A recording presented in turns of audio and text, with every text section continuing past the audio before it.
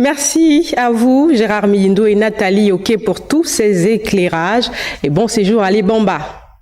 Parlons à présent de la vie chère avec l'augmentation du prix de l'eau minérale, cette source indispensable à la vie qui vient s'adosser à celle des autres produits de première nécessité, une nouvelle menace pour les ménages qui veulent comprendre les raisons de cette inflation. Cabrel Guilain-Lemami et Gérard Magnagna nous en parlent.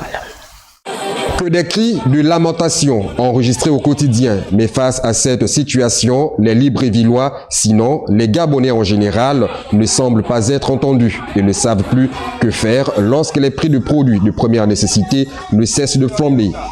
Tenez par exemple, hier nous parlions de l'augmentation du prix d'une bouteille d'eau Hansa qui oscillait entre 700 et 1000 francs CFA. Aujourd'hui, après une période d'absence dans les rayons, c'est la bouteille d'eau Akewa qui serait passée de 500 francs à 600 francs CFA. Hansa, c'est pas 500.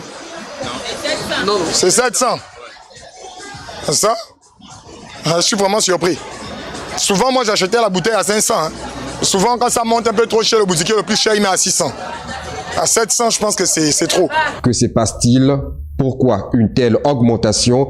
Que pense le producteur de ces produits qui jusqu'alors, en dépit des plaintes, ne songe à communiquer? C'est compliqué pour les personnes qui ne travaillent pas. Il y en a même qui n'ont pas les robinets. Je ne sais pas qu'est-ce qu'il faut que je dise. Alors là, il faut revoir, s'il vous plaît. Si ce n'est pas l'eau minérale, c'est d'autres produits de première nécessité qui subissent la même flambée. À l'exemple du sac de riz, du poulet, tant prisé par les Gabonais, du sel, l'huile, des produits dont la plupart figurent dans la nouvelle mercuriale. Le panier de la ménagère, vraiment, c'est pas la joie. Le sucre en carreau coûte toujours 1000 francs. Il y a des endroits que ça coûte même 1100 francs ou 1200. Les prix ne font qu'augmenter vraiment, même dans les magasins, même là où on achète la tomate, la banane coûte cher, les épices, tout, même l'huile, tout coûte cher.